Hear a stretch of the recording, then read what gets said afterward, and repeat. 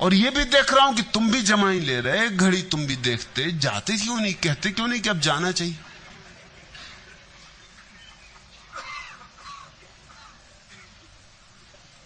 आदमी करीब करीब एक गहरे विस्मरण में जी रहा है, जहां उसे अपने घर की याद ही नहीं, जहां उसे भूल ही गया कि मैं कौन हूं, जहां उसे भीतर जाने का मार्ग ही विस्मृत हो गया है।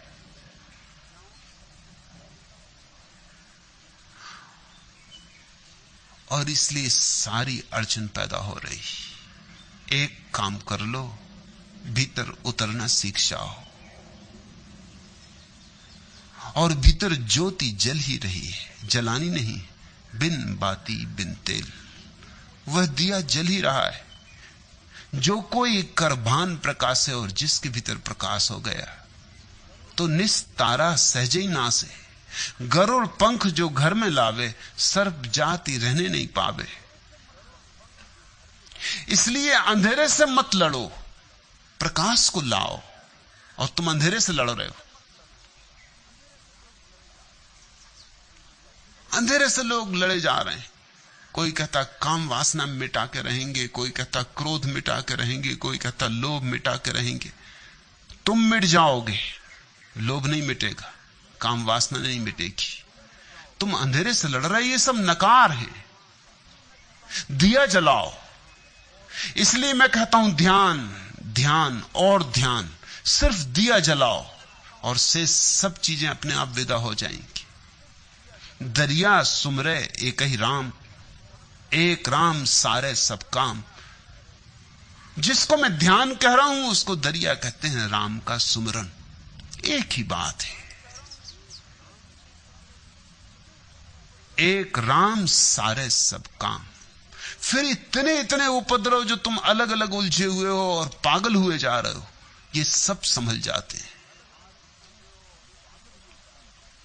आदि अंत मेरा है राम। दरिया कहते हैं जब से जाना, जब से जागा, तब से एक बात साफ हो गई कि वही मेरा प्रारंभ है, वही मेरा अंत है, वही मेरा मध्य है। उन बिन और सकल बेकाम, उनके बिना और सब व्यर्थ है। मेरे इस सूने जीवन में तुम आशा बनकर आते हो। आ जाती जब नैराश्य निशा, छा जाता है तम आसपास। जीवन का पथ छिप छिप जाता, हो जाता है मेरा मन उदास। ऐसे में तुम राका शशि से आमंद मंद मुस्काते हो। जीवन के सूने नभ में घनघोर घटा छा जाती है। सज धज कर नूतन साज सजा, जब अमा निशा आ जाती है। ऐसे में तुम खद्दोत बने जगमग जगज्योति जगाते हो। जीवन के नीरव सपनों को दुख शिशिर शून्य कर जाता है। दावा की जलती लपटों से जब मृदु उपवन जल जाता है। ऐसे में तुम ऋतुराज बने कोयल सी कूक सुनाते हो। आतुर जग के सब साज क्षणिक नस्वरता का नर्तन होता। यह देख चकित हो मेरा मन जग की नादानी पर रोता। तब तुम ही प्रेरणा राग छेड़ नवजीवन गीत सुनाते हो। उसकी तरफ आंख उठाओ, अमी झरत विकसत कमल। उसकी तरफ हृदय को खोलो, और मृत्यु गई, अंधकार गया, पाप गया।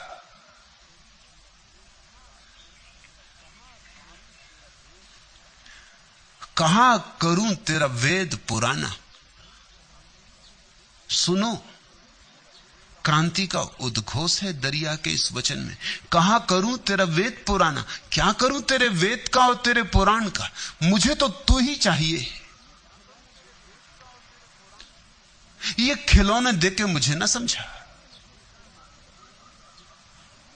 तू मुझे इतना ना समझ ना समझ। पंडितों को बुला लिया, बुला ले, मैं कोई पंडित नहीं हूं।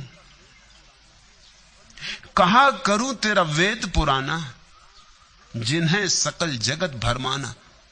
वेद और पुराण में सारा जगत उलझा हुआ है। कोई कुरान में, कोई बाइबल में, कोई धम्मपद में, सारा जगत उलझा हुआ है। लोग शब्दों के जाल में लगे, शब्दों की खाल निकाल रहे हैं, बात में से बात निकालते जाते, बड़ा विवाद खड़ा किया हुआ है। फुर्सत ही नहीं है किसी को राम की तरफ नजर उठाने की। सिगमंड फ्रायड के जीवन में उल्लेख है कि जीवन के अंतिम वर्ष में उसने अपने सारे सहयोगियों को, सारे मित्रों को, शिष्यों को अपने घर निमंत्रित किया। शायद ये आखिरी दिन है। अब सारे दुनिया में उसके शिष्य थे, वे सब इकट्ठे हुए, खास खास उनको भोजन पर आमंत्रित किया। फ्रायड बैठा है, भोजन चल रहा है, विवाद छिड़ गया। फ्रायड के ही किसी सिद्धांत के संबंध में विवाद छिड़ गया कि फ्रायड का क्या मतलब है। एक कहता कुछ, दूसरा कहता कुछ, तीसरा कहता और ही कुछ। तू मैं होने लगी। बात यहां तक बढ़ गई कि मारपीट हो जाए ऐसी संभावना आ गई। फ्रायड ने जोर से टेबल पीटी और कहा कि सज्जनों, मैं अभी जिंदा हूं ये तुम भूल ही गए। मैं मर जाऊं फिर तो ये गति होगी, मुझे पता है, मगर मेरे सामने ये गति कर रहे हो तुम। मैं मौजूद हूं, तुम मुझसे पूछते भी नहीं कि आपका क्या प्रयोजन है। कम से कम जब तक मैं मौजूद हूं तब तक तो मुझसे पूछ लो। आपस में ही लड़े जा रहे हो। परमात्मा सदा मौजूद है, उससे ही पूछो। क्या वेद पुराण कुरान में उलझे हो? जो मोहम्मद के कान में गुनगुना गया वो तुम्हारे कान में भी गुनगुनाने को राजी है। जो वेद के ऋषियों के हृदय में तरंगें उठा गया, तुम पर उसकी अनुकंपा कुछ कम नहीं है। तुम भी उसके उतने ही हो। देखा नहीं, दरिया ने कहा कि जो मैं दुनिया तो भी हूं राम तुम्हारा। माना कि दुनिया हूं, इससे क्या होता है? हूं तो तुम्हारा। तुम मेरे उतने ही हो जितने किसी और के। मैं तुम्हारा उतना ही हूं जितना कोई और तुम्हारा। दीनहीन सही, अपढ़ अज्ञानी सही, लेकिन हूं तो तुम्हारा। बस इतना ही काफी है। तो भरोसा है कि तुम्हारी अनुकंपा मुझ पर उतनी ही है जितनी किसी और पर। कहा करूं तेरा वेद पुराना, जिन्हें सकल जगत भरमाना। कहा करूं तेरी अनुभव बानी, जिनमें मेरी बुद्धि भुलानी। और सभी कहते हैं कि अनुभव की वाणी है। वेद भी यही कहते, धम्मपद भी यही कहता, कुरान बाइबल भी यही कहते कि सब अनुभव की वाणी। और मेरी सुधि इन सब अनुभवियों की वाणी में भटक गई। मुझे मेरा पता ही नहीं मिल रहा है। इतने सिद्धांत, इतने सिद्धांतों के जाल, इनमें से बाहर निकलना मुश्किल हुआ जा रहा है। मछली की तरह फंस गया हूं सिद्धांतों के जाल में।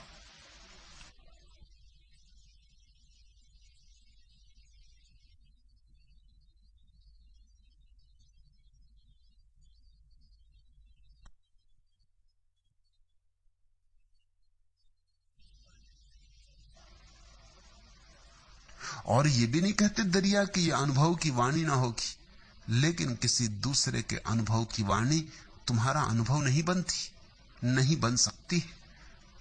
अनुभव हस्तांतरणीय नहीं।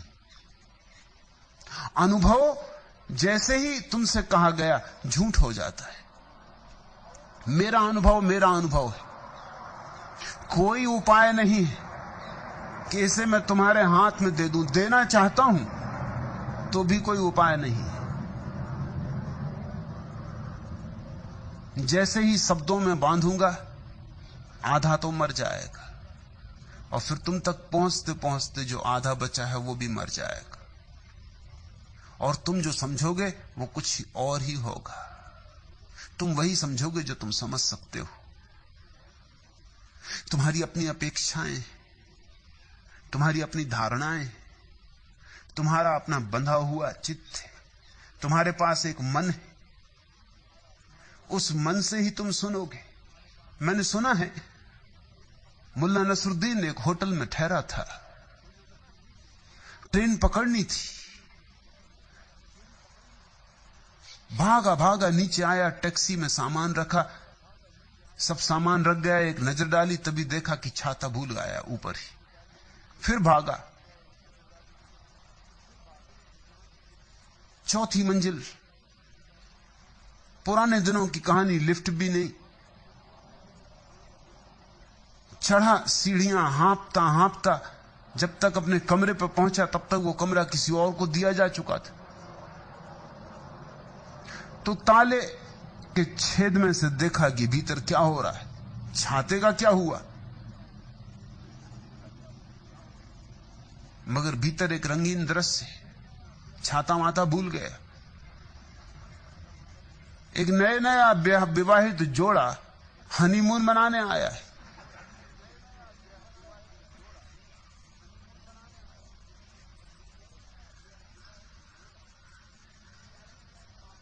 पति पूछ रहा है पत्नी से, ये प्यारी प्यारी आंखें, ये मीनाक्षी जैसी आंखें किसकी हैं?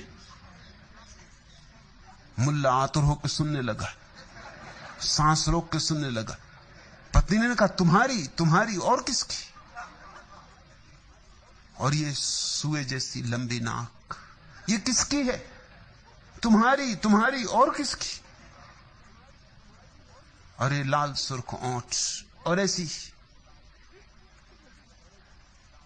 यात्रा चलने लगी, पूरे शरीर पर पूरा भूगोल।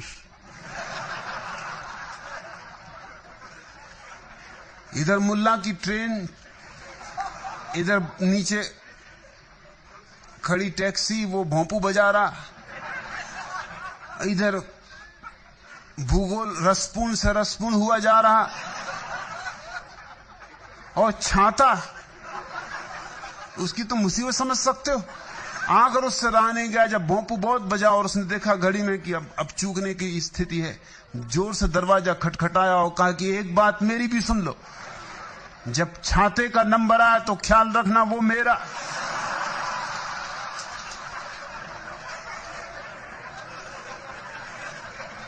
अपनी अपनी चित्त की धारणाएं, वो छाता छाया हुआ है। तुम जब सुनते हो कुछ तो तुम खाली थोड़ी सुनते हो, शून्य थोड़ी सुनते हो, मौन थोड़ी सुनते हो। हजार तुम्हारे विचार हैं, हिंदू है, मुसलमान है, ईसाई है, सब वहां खड़े, जो तुमने पढ़ा है, सुना है, गुना है, सब वहां खड़ा है। उस सब भीड़ भाड़ में से जब अनुभव की वाणी गुजरती है, खंड खंड हो जाती, टुकड़े टुकड़े हो जाती, उस पर न मालूम कैसे कैसे रंग चढ़ जाते, न मालूम कैसे कैसे ढंग कुछ का कुछ हो जाता है।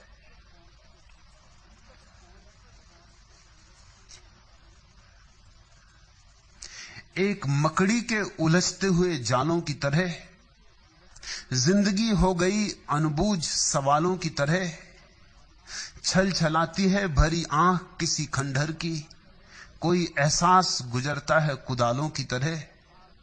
जब से देखे हैं फटे पांव पहाड़ों के कहीं, हर नदी दिखती रिश्ते हुए छालों की तरह। रोज सहता हूं कोई दर्द जला वतनी का, दौरे ताजीर में आजाद ख्यालों की तरह। मैं तेरे शहर में जब भी गया हूं पाया है, कोई आवाज उफनती है उबालों की तरह। दफन है ख्वाब कई जहन के तहखाने में, जुल्म के वक्त जमींदोज रिसालों की तरह। दिखता है मुझे हर शख्स पिटे मोहरे सा, दौर ये है किसी शतरंज की चालों की तरह। अंधेरी रात सच्चाई का गला घोंट रही, कोई फरेब उभरता है उजालों की तरह। तुम्हारे शास्त्र फरेब है। और ऐसा नहीं है कि जिन्होंने कहा है वे अनुभवी नहीं थे, जिन्होंने कहा है वे अनुभवी थे। बुद्ध ने धम्म पद में अपने को उंडेल दिया है,